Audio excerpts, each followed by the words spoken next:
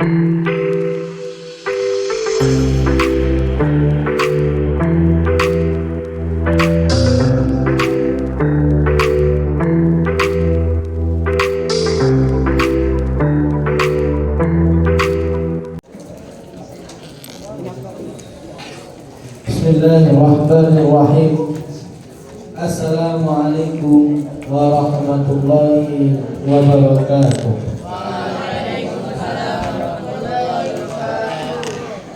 Alhamdulillah, alhamdulillahi rabbil alamin, wal aqibatu lil muttaqin, fala udwana illa 'alal zalimin. Asyhadu an la ilaha illallah wahdahu la syarika lah, wa asyhadu anna Muhammadan abduhu wa rasuluh. Allahumma salli wa sallim wa barik ala sayyidina wa maulana Muhammadin wa ala alihi wa sahbihi ajma'in wa ba'd. Nah, setelah libur yang sangat panjang, setelah kita mengalami puasa di bulan Ramadan dan fokus beribadah selama Ramadan, baik itu ibadah puasa sendiri, ibadah sholat tarawih, ibadah zakat, ibadah iktikaf, dan lain sebagainya, kita kembali kepada madrasah tercinta kita, Madrasah Muallimin Muhammadiyah Yogyakarta. Dan maka dari itu kita ucapkan ahlan tum ahlan wa nasatum sahlan, ahlan wa sahlan bi hudurikum fi hadhihi madrasah al-mubarakah. Selamat datang kembali di madrasah tercinta kita, Madrasah Muallimin Muhammadiyah Yogyakarta. Dan pada hari ini insya Allah kita akan melanjutkan pembahasan tentang risalah Maulid Nabi Muhammad SAW yang ditulis, dikarang oleh alumni tercinta kita Kiai Raden Haji Muhammad Wardan Diponegoro, yang merupakan penghulu Keraton Yogyakarta Diningrat dan merupakan ketua Majelis Tarjih Pimpinan Pusat Muhammadiyah yang paling lama. Pada pembahasan yang lalu telah kita jelaskan kenapa Nabi Muhammad SAW diberikan julukan Al-Amin. Ada seorang orientalis berkata, Nabi dinamakan, dijuluki Al-Amin karena ibunya namanya Aminah. Maka dari itu diberikan Amin, bukan karena Nabi Muhammad SAW benar-benar orang yang adil. Nah, dan ini salah, dan ini sangat salah sekali. Nabi Muhammad SAW tentunya salah satu sifat yang harus kita imani, Nabi adalah amanah. Ya, amanah, dapat dipercaya. Dan amanah sendiri itu sifat yang wajib ada dalam diri Nabi Muhammad SAW, yang pasti ada. Maka dari itu jelas Nabi itu bergelar Al-Amin, bergelar Al-Amin, orang yang dapat dipercaya. Dan salah satu kisah yang minggu lalu atau pertemuan yang lalu kita jelaskan, bahwasanya Nabi Muhammad SAW menjadi penengah dari konflik siapa yang meletakkan Hajar Aswad di Ka'bah untuk terakhir kali. Karena zaman dulu seperti yang sudah kita jelaskan, terjadi banjir, lalu Ka'bah pun rusak. Akhirnya para kabilah-kabilah Arab itu membetulkan Ka'bah, merenovasinya supaya tidak rusak. Sampai pada proses yang terakhir, yaitu apa? Meletakkan Hajar Aswad di tempat yang seharusnya. Ya, meletakkan Hajar Aswad di tempat seharusnya, di rukun Hajar Aswad. Nah, ketika itu para kabilah saling berebut, oh saya dulu. Kenapa saling berebut? Karena patut kita ketahui bahwasanya Hajar Aswad itu apa artinya sih Hajar Aswad? Batu hitam. Hajar Aswad itu batu hitam. Apakah sekedar batu hitam? Tidak. Hajar Aswad itu pada mulanya batu yang diturunkan dari surga. Ya, batu diturunkan dari surga dan awalnya tidak berwarna hitam, tapi berwarna putih. Hajar Aswad itu aslinya berwarna putih, diturunkan dari surga, berwarna putih. Tetapi karena dosa-dosa manusia, dosa-dosa makhluk hidup, umat-umat seperti ini, akhirnya lama-lama menjadi hitam. Nah, maka disebutlah Hajar Aswad. Siapa sih yang gak mau meletakkan batu dari surga di Ka'bah yang menjadi simbol ketuhanan, yang menjadi simbol politik tertinggi, yang menjadi simbol kesucian seluruh dunia? Ada mau nggak? Mau lah. Orang sekarang saja mau mencium Hajar Aswad itu perjuangannya luar biasa. Ada yang pernah ngobrol sini? Cium Hajar Aswad, mencium Hajar Aswad, cium Hajar Aswad. Apa yang kedua? Gimana keadaan di dekat Hajar Aswad? Iya, support. Orang bersikut-sikutan, orang pada lempar-lemparan. Kamu kalau misalkan kalau kalian ketika Hajar Aswad di Ka'bah itu rame, mau mencium Hajar Aswad, mesti ada orang yang narik kayak gini. Orang narik, ada orang yang lempar. Nanti kalian itu terbang sendiri nanti. Ya, orang-orang itu pada apa ya? Orang-orang itu pada ngangkat kalian sendiri, pergi gantian. Itu susah sekali. Hajar Aswad itu baru menciumnya. Gimana kalau meletakkan di tempat yang menjadi itu Ka'bah atau peresmiannya dari renovasi itu? Nah, itu sangat luar biasa. Saling berebut. Banyak orang yang kesikut. Banyak orang yang ya dengan berbagai macam ceritanya. Nah, keinjak-injak pernah. Jadi seperti itu. Nah, dulu sama seperti itu. Sampai pada akhirnya, kalau sekarang itu sikut-sikutan, kalau zaman dulu bisa main pedang. Main pedang, orang mau konflik, mau perang antar suku. Gara-gara apa? Mau meletakkan Hajar Aswad di tempatnya. Sekarang ada sikut-sikutan, dulu main pedang. Nah, itu. Makanya ketika itu akhirnya mereka bersepakat untuk mengangkat seorang yang adil. Siapa? Nanti orang yang masuk pertama kali ke daerah kompleks Ka'bah itu, dia yang orang yang mengadili kita. Akhirnya siapa yang masuk? Nabi Muhammad SAW masuk pertama kali. Melihat konflik tersebut, akhirnya wah bisa ini seperti ini. Nanti jadi banyak perang nanti. Apa yang dilakukan Nabi? Apa yang dilakukan Nabi?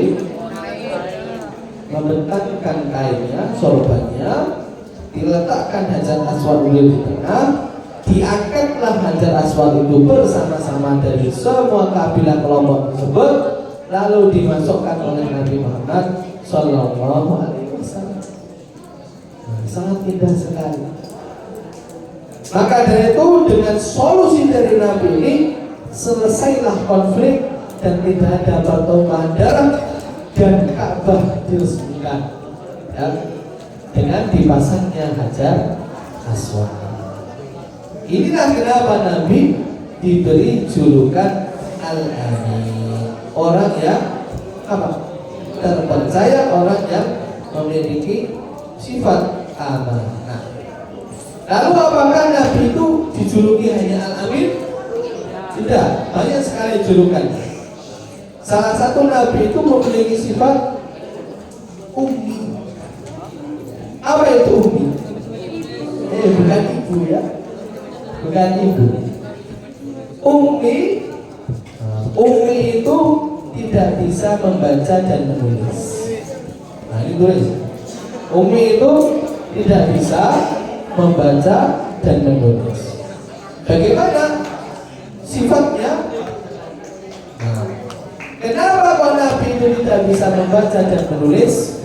Memang Allah Subhanahu wa Ta'ala memiliki rencana yang luar biasa, memiliki hikmah yang luar biasa sekali. Kenapa Nabi Muhammad tidak bisa membaca dan tidak bisa menulis? Kenapa? Sekarang bayangkan satrio tidak bisa baca, tidak bisa menulis sama sekali,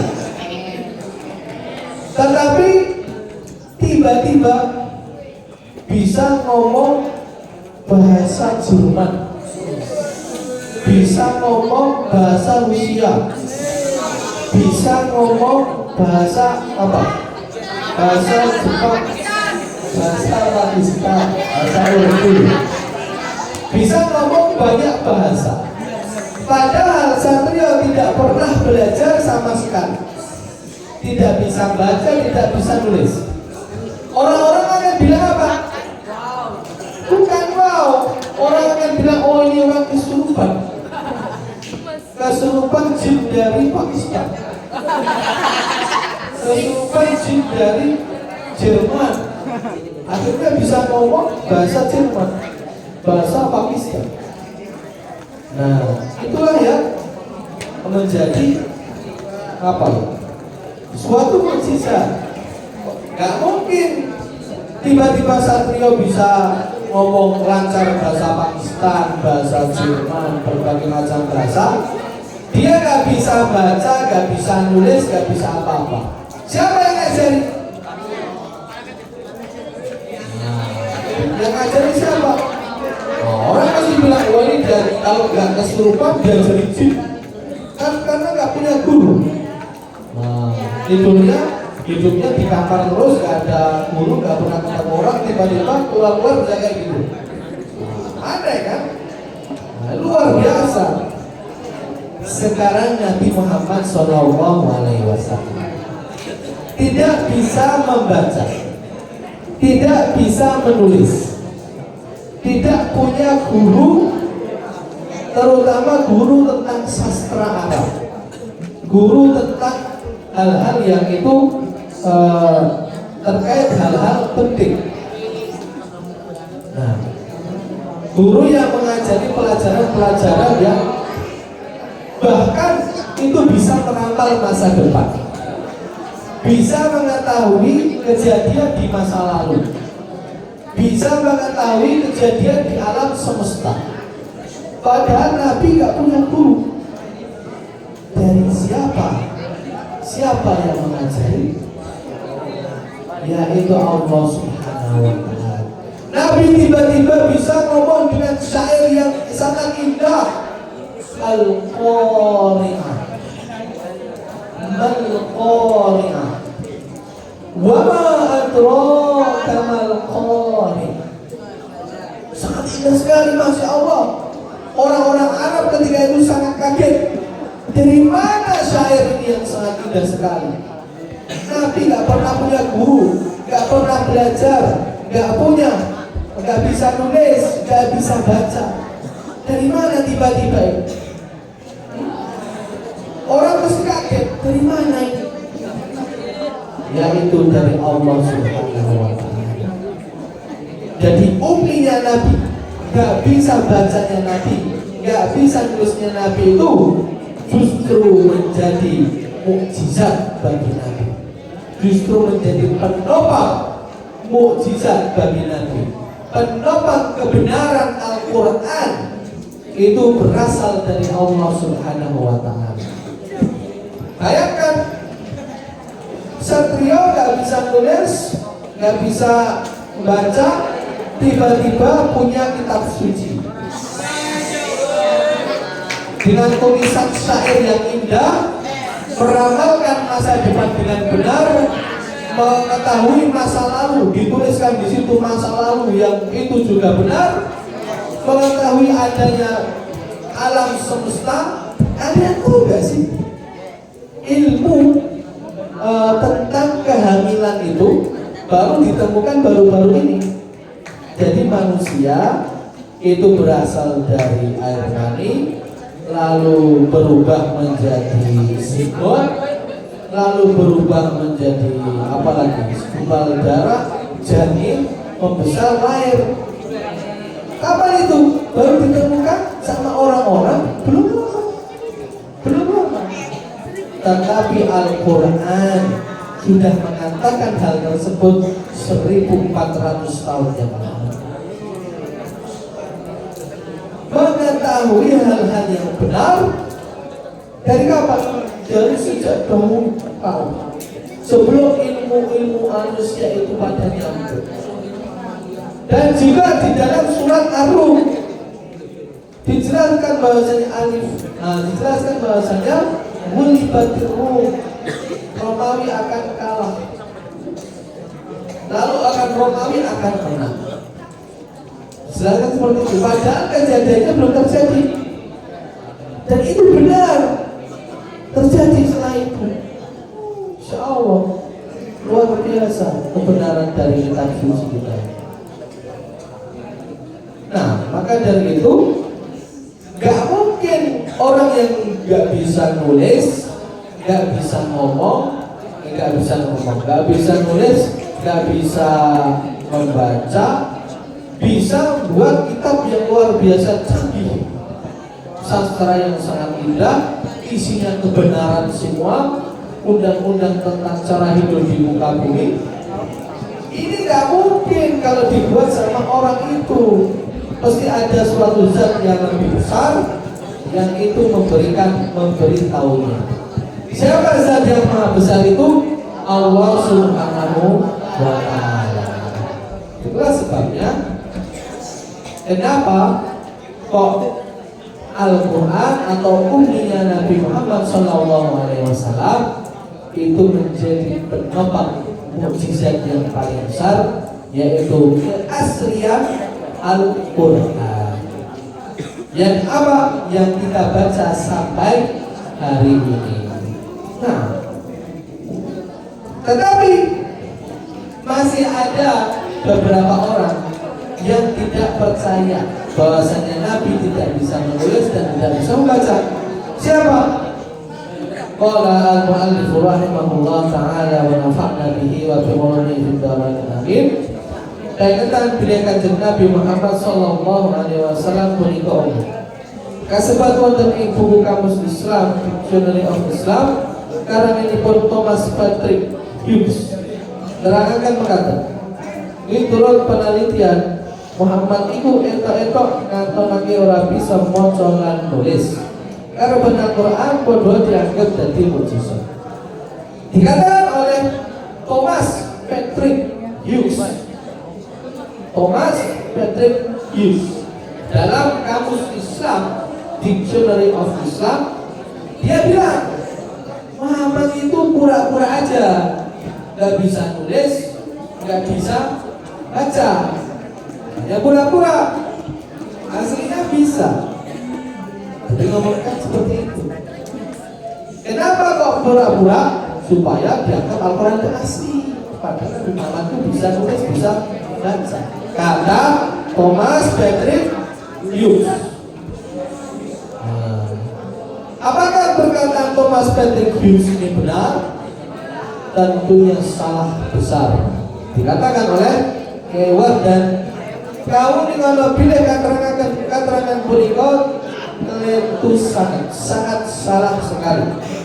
Awet pilih kanjeng Nabi punika saged maos lan gerak tentu kaceriusan dening para sahabat lan tiang-tiang. Kenapa? Satu, Nabi itu tokoh besar enggak? Tokoh yang luar biasa besar, pemimpin negara, pemimpin umat Islam. Bahkan dalam buku 1000 atau 100 orang yang paling berpengaruh, itu dikatakan Nabi Muhammad orang yang paling pertama. Jadi seperti itu, paling berpengaruh pertama. Nah, kalau orang yang berpengaruh, orang besar, itu banyak gak orang menulis tentangnya? Banyak gak? Soekarno, banyak gak buku tentang Soekarno? Banyak sekali. Tulisan Soekarno banyak gak? Banyak. Pasti orang-orang pasti menceritakan Soekarno. Kenapa Soekarno diceritakan orang-orang? Karena orang besar. Siapa memerdekakan Indonesia, menjadi pahlawan proklamator, menjadi presiden pertama dari Republik Indonesia. Pasti banyak buku tentang Soekarno, betul atau tidak? Dan buku tentang Soekarno itu pasti menceritakan kehidupannya Soekarno, benar atau tidak? Dan ceritakan kehidupannya Soekarno, memiliki istri namanya Fatmawati, memiliki anak namanya Megawati, memiliki pernah mengikuti menjadi anggota Muhammadiyah, pernah Soekarno itu menjadi majelis pengajaran Muhammadiyah di Sumatera sana. Semua dikasih tahu, semua itu tulis. Itu baru Soekarno Presiden RI, apalagi Nabi Muhammad yang menjadi pemimpin bagi umat manusia di seluruh alam semesta. Maka dari itu, pastinya jika Nabi Muhammad SAW itu bisa nulis, pasti itu diceritakan oleh para sahabat. Pasti jika Nabi Muhammad itu bisa baca, pasti diceritakan oleh para sahabat. Jika Nabi Muhammad bisa nulis dan baca, pasti itu riwayatnya ditulis dan disampaikan dan pasti sampai kepada kita. Tetapi apa yang terjadi? Para sahabat menceritakan kepada kita bahwa Nabi Muhammad tidak bisa nulis dan tidak bisa baca. Itu yang sampai pada kita. Jadi omongan dari Thomas Patrick Hughes yang bilang Nabi pura-pura tidak bisa baca salah. Satu itu. Nah, jalanan dari kesempatan kaum maos lantaran ulangka ingkang saged dados umpamanya wonten tiyang ingkang saged maos lantaran tentu lajeng dados sekar latinipun ngangkata kawulipun bilih para bujang babat bangsa kilanan ingkang jujur ugi sami netepaken bilih kanjeng Nabi menika kados umpamipun mansur sedina. Banyak orang-orang kafir, orang-orang yang itu misionaris Islam atau orientalis, itu mengatakan bahwasanya Nabi itu ummi, tidak bisa baca, tidak bisa tulis. Ya, siapa? Ada salah satunya Monsieur Sedilot. Nah, ini ya, Monsieur Sedilot. Monsieur Sedilot mengatakan bahwasanya jalanan Muhammad iku ora sinau kaya dene lumrahe wong Arab, mulane Muhammad uga ora bisa maca lan nulis. Karena Nabi Muhammad itu tidak belajar seperti lumrahnya orang-orang Arab, maka Nabi Muhammad tidak bisa membaca dan menulis. Itu siapa bilang? Monsieur Sedilot. Apakah itu saja? Tidak. Ada orang orientalis lagi yang bilang Nabi Muhammad ummi. Siapa? Thomas Carlyle. Ya, Thomas Carlyle terangaken mekaten, nuli aku kabeh ora kena lali marang perkara siji, yaitu yen Muhammad babar pisan durung tau sinau marang sawijining guru. Thomas Carlyle bilang bahwasanya satu perkara yang tidak bisa dilupakan dalam cerita Nabi Muhammad, yaitu Nabi Muhammad belum pernah sekalipun belajar dengan satu orang guru pun. Belajar dari Nabi Muhammad siapa? Allah Subhanahu wa Ta'ala. Nabi Muhammad tidak pernah punya guru, belajarnya langsung Allah Subhanahu wa Ta'ala. Dan mereka maca lan nulis tumrap kalangan wong Arab jaman semono kalebu perkara yang anyar katon. Lan kami yakinkan sebenar-benarnya yen Muhammad iku ora ngerti maca lan nulis. Nah, jadi karena baca dan nulis pada orang Arab itu ketika zaman itu ilmu yang baru. Mereka mengandalkan apa? Mengandalkan hafalan. Ya, mengandalkan hafalan. Jadi seperti itu, mengandalkan hafalan, tidak nulis dan membaca. Maka dari itu hafalan orang Arab, masya Allah, kuat-kuat sekali. Kalau orang Arab itu disuruh ulangi apa yang Ustaz katakan dari awal sampai akhir sekarang, orang Arab zaman Nabi itu bisa. Ya Ustaz katakan dari Nabi Salam sampai sekarang bisa dengan kata-kata yang persis sama. Ini bisa. Itulah kelebihan orang Arab zaman dulu. Siapa lagi yang bilang Nabi Muhammad itu ini? Ada satu orang lagi yang mengatakan dari orang orientalis bernama Count Henry. Ya, Count Henry. Itu juga menerangkan bahwasanya Nabi Muhammad SAW itu ummi. Nah, inilah kenapa ummi itu tidak bisa membaca, tidak bisa menulis, justru menjadi penopang mukjizat yang luar biasa, penopang keaslian. Al-Quran merupakan wahyu dari Allah Subhanahu wa Ta'ala yang diturunkan kepada Nabi, ditunjukkan kepada kita semua umatnya sampai akhir zaman. Lalu setelah Nabi Muhammad SAW itu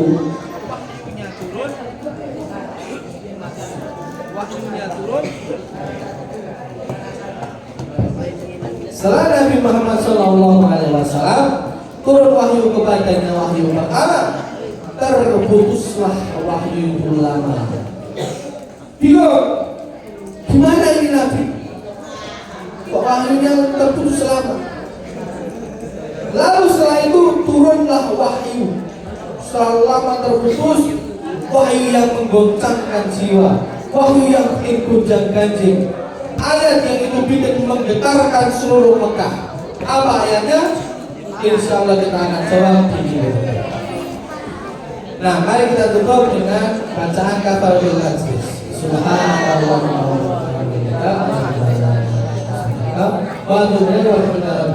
Wassalamualaikum warahmatullahi wabarakatuh.